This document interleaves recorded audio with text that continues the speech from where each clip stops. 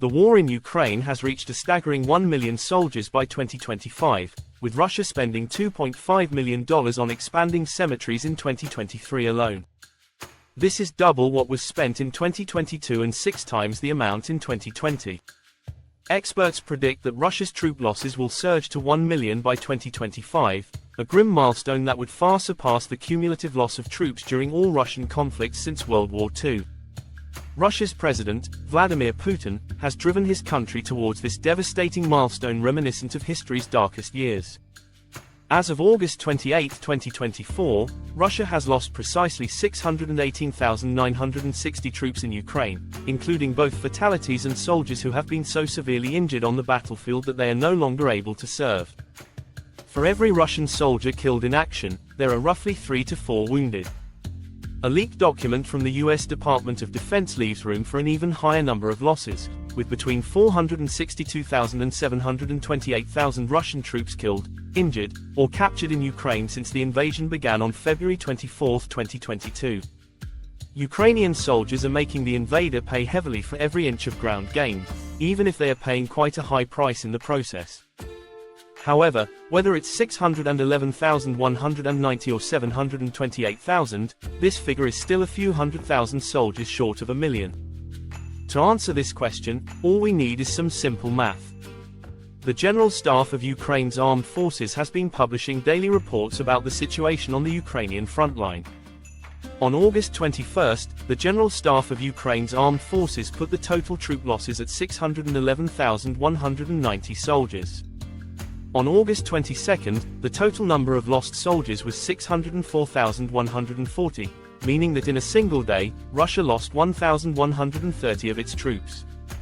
This figure slightly increased the following day, as the August 23 report pointed to a total loss of 605,330 troops. The next day showed a similar single loss day with the reported 1,160 casualties, leading to a total of 606,490 troops. From August 25 to August 27, the total number of lost soldiers increased by 2,420, resulting in an average of 1,168 troops lost per day. At an average of 1,168 troops lost per day, the staggering figure of 1 million casualties could be reached within 332 days, i.e., on July 26, 2025. The ongoing conflict in Ukraine has led to a significant number of deaths and casualties, with estimates suggesting that it will take Russia 232 days to have 1 million of its soldiers killed. This grim milestone is set for April 17, 2025. And experts like Michael Clark and General Sir Roland Walker have predicted that Russia's troop losses could even reach 1 million by the end of 2024. However, the situation seems to be far from this, as Russia appears not particularly worried about losing all these troops. The Kremlin's official figures on troop casualties were inaccurate, with the Kremlin only acknowledging a mere 6,000 Russian soldiers killed in Ukraine in early 2023. Independent estimates suggest that there are tens of thousands more casualties than what the Kremlin claimed. The disconnect between the official Kremlin figures and the actual battlefield losses deepens the sense of tragedy, as the true scale of human suffering remains hidden behind propaganda and misinformation. Some Russian independent media outlets have taken great risks to report more accurate figures, such as Mika Golubovsky, an editor with the now-banned Mediazona, which reported that over 50,000 Russian troops had died in Ukraine, 8 times more than the Kremlin claimed.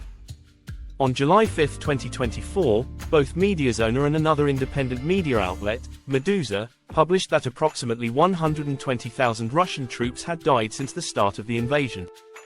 The July 5 report from the staff put the total figure of killed and injured soldiers at 548,580, suggesting that between 109,716 and 137,145 Russian troops had been killed in action. It is safe to assume that Putin is well aware of the true scale of Russian troop losses but simply doesn't care. Yevgenia Chirikova, an exiled Russian environmental activist, said that the growing number of killed and maimed on both sides does not bother him at all. Reporting actual figures can only backfire, revealing the full extent of the disaster that Putin's regime has tried so hard to conceal. However, it is important to note that the Russian people should be aware that their friends, family members, and neighbors are dropping like flies in Ukraine.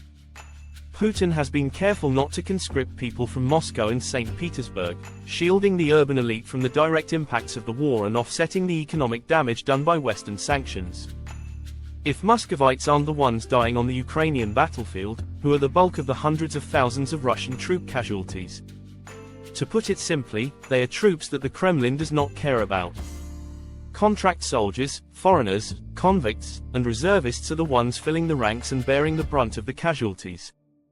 Contract soldiers, or kontraktniki, in Russia, receive little sympathy from the public or the Kremlin due to their well-paid service.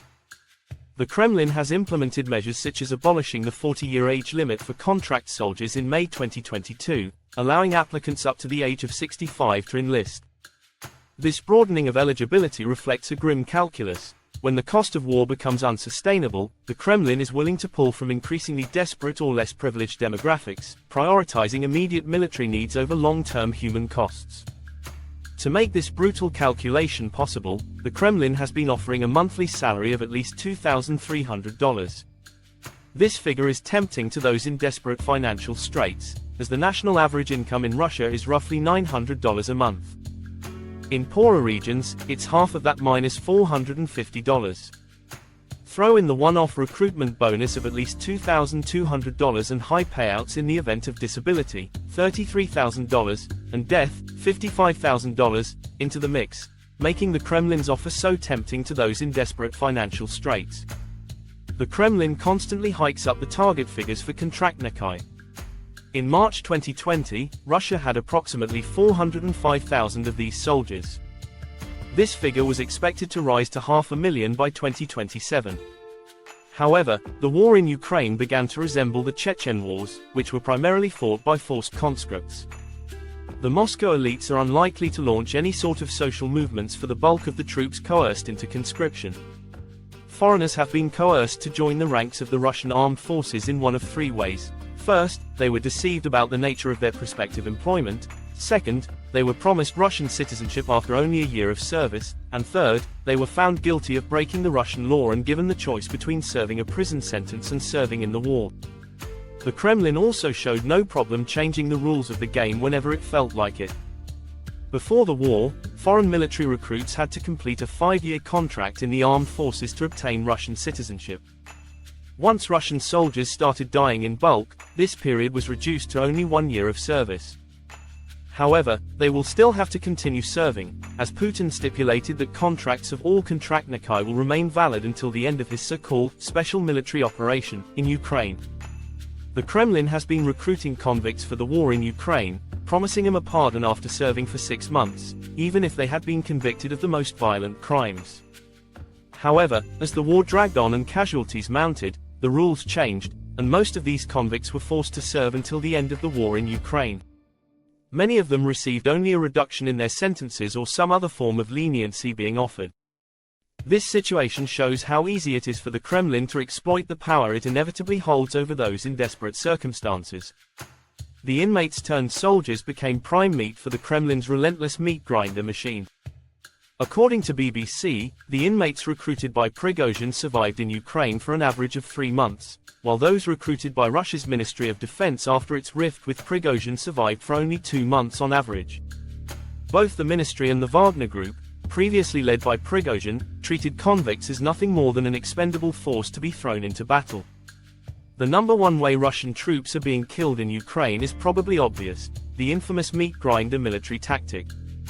This brutal, attritional approach sends waves of soldiers into fiercely contested areas, often under relentless artillery fire and close-quarters combat.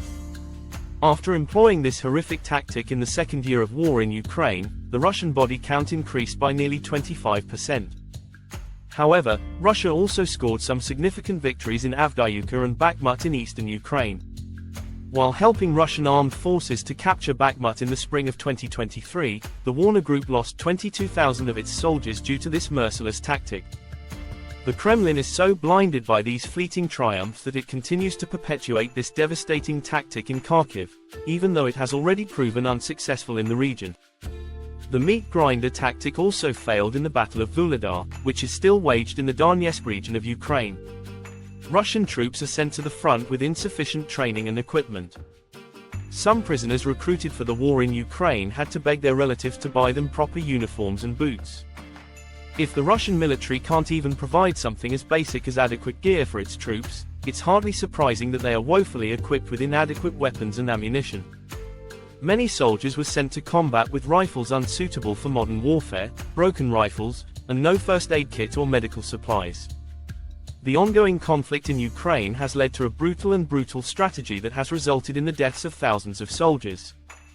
The Kremlin has been constantly pushing forward with new recruits, recruiting up to 30,000 new soldiers a month. However, the lack of troops and the constant need for fresh recruits have taken a toll on the Kremlin's ability to maintain this brutal approach. The Russian armed forces have tried to apply pressure everywhere at once during their summer offensive, causing them to stretch their resources thin and fail to achieve sustained gains. The weather will also complicate their efforts, as heavy rain and wet terrain will become treacherous for both infantry and vehicles.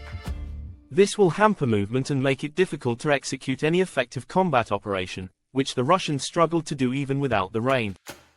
Russia is gradually plateauing its arms production, leaving the military with fewer resources to replace destroyed equipment and munitions. The relentless pace of the war in Ukraine, combined with sanctions and production bottlenecks, means that the Kremlin's war machine isn't as self-sustaining as it once was. The front lines are practically eating through military stockpiles faster than they can be replenished, forcing Russia into a dangerous reliance on outdated, Soviet-era weaponry and fragile foreign supply chains from China, North Korea, and Iran.